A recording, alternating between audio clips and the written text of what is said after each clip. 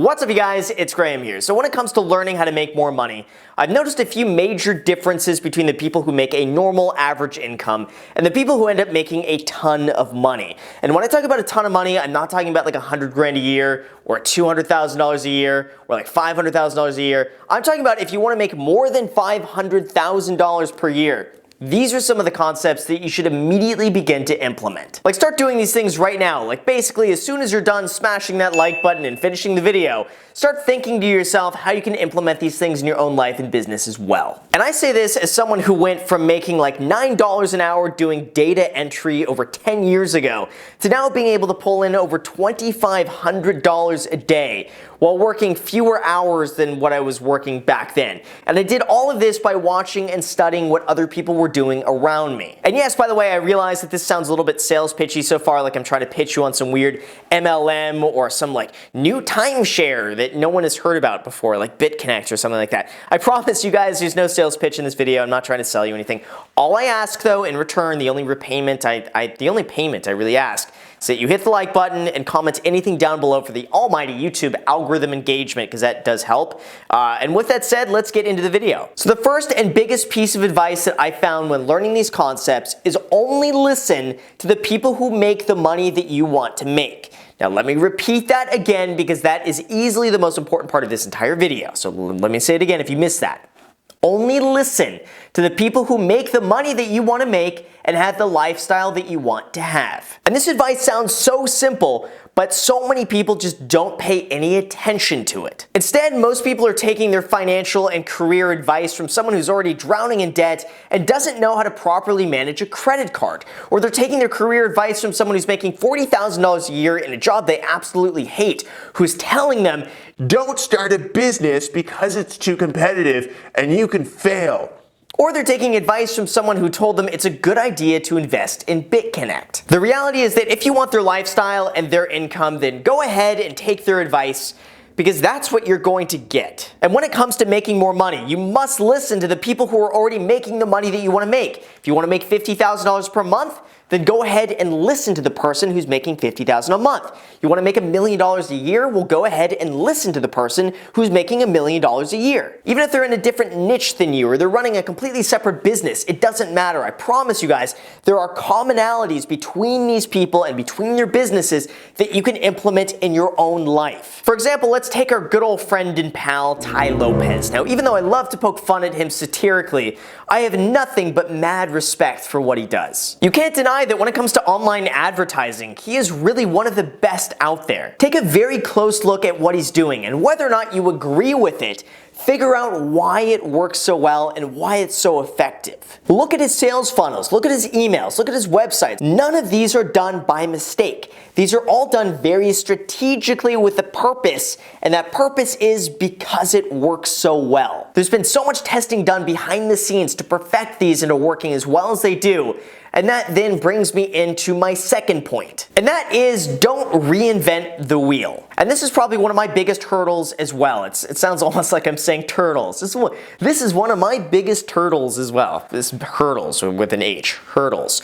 That was one of my biggest hurdles because I really felt that in order to stand out, I really had to do something different and go against the grain when it came to making YouTube videos or doing just about anything. I felt like I almost had a bit of a rebelliousness when it came to that because I didn't want to do what everyone else was doing just because I wanted to be different. I really believed that I had to take different actions if I wanted to get better results than everybody else, and in some ways that was true. I had much better results as a real estate agent because I started off really young at the age of 18, and that really helped make me stand out against the crowd. I also ended up getting much better results on YouTube by simply giving out free information for everyone to watch and not making every video a sales pitch for a Shopify course. But beyond a certain point, there's no reason to reinvent the wheel when there's already proven strategies out there that will consistently work. And this is exactly why we have books out there from people who have already done exactly what you want to do. This is why you could literally go to someone's sales page, copy the exact same format in a way that suits your own business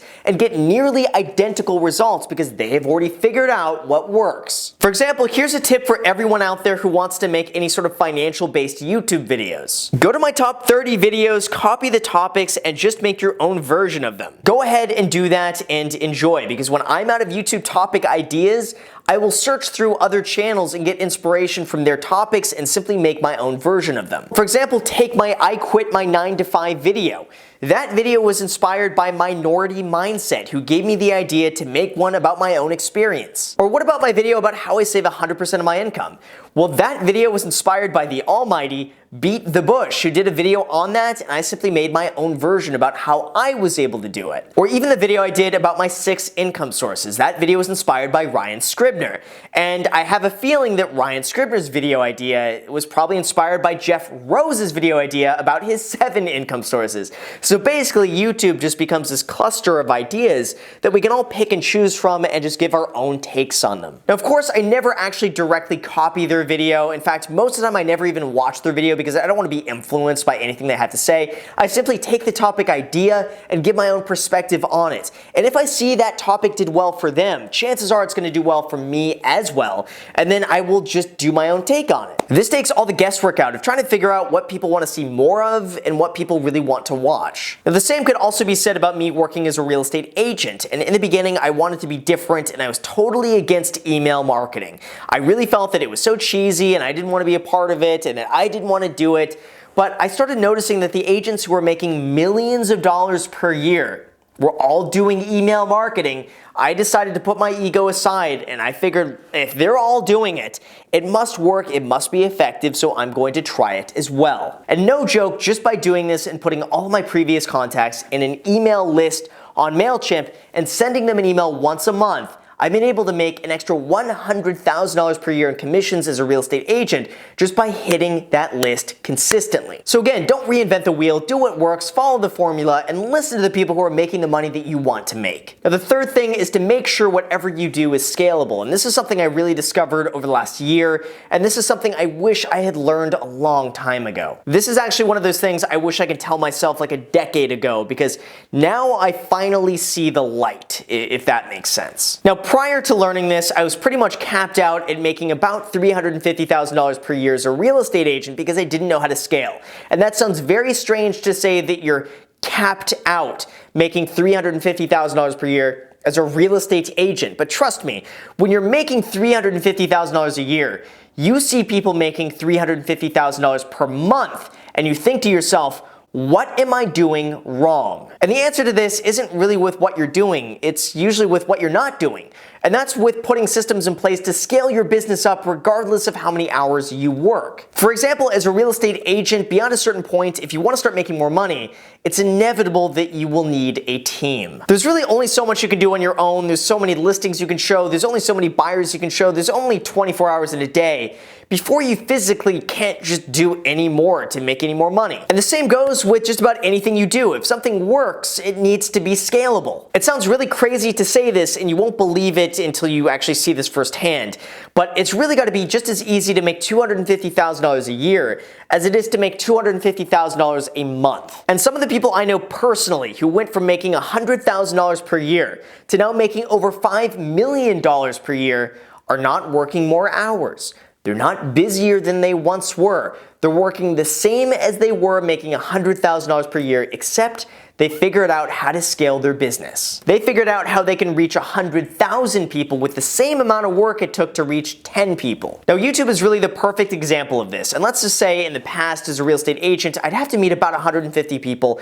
to make one sale. Well, guess what? I take the time to make one video on YouTube for one person, and that could be viewed by 100,000 different people. Then let's say of those people, 500 of those are in Los Angeles, and of those 500 people, maybe 2 or 3 want to use me as a real estate agent. But now guess what? If I'm getting 100,000 views every single day, that's several people every single day that want me to work with them as a real estate agent. And if you guys think that's far-fetched, just go through my email. There's at least 1 to 2 people every single day asking me to be their real estate agent. It is absolutely overwhelming. But that goes to show you that if I were to build out the team and really pursue that, that is absolute scalability in action, that I can reach 100,000 people in the same amount of time that it takes me to reach one person. So just think to yourself, with any business you want to do, how you're able to scale that business exponentially without working more hours. So that then brings me to number 4, and this sounds super cheesy and everyone says this, but it's very, very true, and that is to do what you love. And if there's any commonality that I've noticed between the people who make a ton of money and who are not only successful in making money, but also by being personally fulfilled by what they do, it is this. They all love what they do. And I'm another example of this as well, and I feel that a lot of the reason why I've done so well in real estate sales or YouTube or just about anything I've really pursued is because I really love what I do. For me, working as a real estate agent never once felt like a job. It felt like I could go and hang out with friends all day, see some insanely cool homes, and get paid for it. It felt to me more like having fun and working a hobby than it did ever working a job. Same with investing in real estate. It never felt like a chore to me. It never felt like a job to me. To me, it was more like a game of strategy where you can go and find the best undervalued property and then put your own finishing touches on it and your own personality in the home and make it your own and then make a profit off it. I mean, it was just absolutely amazing that you can actually go and make money by doing something that wasn't really conventionally work. Same with making YouTube videos. I had very few friends who I can go and talk personal finance with outside of like Reddit. And no joke, back then we'd have Reddit finance meetups, like no joke. So I figured I would make YouTube videos and talk about all the financial topics that I didn't have any friends in person to talk with about those things. And now look at this. Now we've got like over 310,000 friends all on YouTube who enjoy personal finance topics, and we can all just shoot the shit and talk about personal finance. How cool is that? Oh, and now I can make over like $30,000 or $40,000 a month posting YouTube videos talking about personal finance. Mind blown. Come on. I mean, that's stupid. That is mind-blowingly stupid, but it's cool at the same time. And the commonality between all of this, though, is that I've thoroughly enjoyed everything that I'm doing, and I don't feel complete unless I'm doing these things. Like when I took a little bit over a week off recently, I started feeling depressed. I started feeling sluggish. I didn't feel myself because I wanted to go and make YouTube videos. I wanted to go and start working more. And that stuff just invigorates me and I really enjoy it. And trust me when I say this, that if you don't have a similar feeling about what you're doing, it's going to be hell trying to achieve any sort of similar results. When you really enjoy what you're doing, it makes it that much easier to get through all the times when you're not making any money. The times where you're working really long hours, or the times where you just feel completely stuck. Those moments don't matter whatsoever when you're having fun with what you're doing and if it never really feels like work to begin with. Otherwise, what ends up happening is that you're gonna come up to a roadblock, you're gonna get frustrated with it, and then the 5th time that happens, you're gonna decide, it's not for me, it's not worth the hassle. Then you're gonna go and start something else and start that brand new from scratch, but unless you love what you're doing on that, the exact same thing is gonna happen again. So find something that you actually really enjoy first, and then build off from that. And then finally, number 5, and this one I feel like ties it all together, is just have patience, and none of this happens overnight. Like, I've never really described this concept before in any of my videos, and this is really just a theory I'm putting out there, but I really have the theory that almost everything I've done has had almost like a 5-year delay, and that I don't really see the full benefit of what I'm doing until 5 years later. For example, working as a real estate agent, it took me about 5 years in the business to start making over $250,000 per year, while working less hours than when I was making $100,000 a year. And also, my real estate investments did exceptionally well 5 years after I bought them. And this is 5 years later after people were telling me I made a huge mistake by buying in San Bernardino, and that's a really bad area. Well, I mean, guess what? It took 5 years, and they're all wrong. And I have a feeling too that YouTube will probably hit its peak in successfulness, at least for my channel, in probably about 5 years. And hopefully I go way longer than 5 years. I mean, I'd love for this to last a lifetime. So anyway, it seems like everything I do really comes in waves of like every 5 years or so that I really start to see the payoff is just, it's all 5 years down the line. And for you, it might take you a year or 2 years or 5 years or 10 years, whatever it might be, but the whole purpose of this is really just to have patience. And also keep at it because it will pay off to see the end result. So as always, you guys, thank you so much for watching, but really quick, before you click out, make sure if you haven't already, to gently smash that like button, smash that subscribe button because I post 3 videos a week, and also smash that notification bell very gently so you don't smash your phone. So you could be a part of the notification squad, and YouTube will sometimes notify you when I post a video. They've been a little bit better about that lately, but anyway. Just click it anyway because I would greatly appreciate it. Also, feel free to add me on Instagram. I post there pretty much daily, so if you want to be a part of it there, feel free to add me there. Thank you again for watching, and until next time.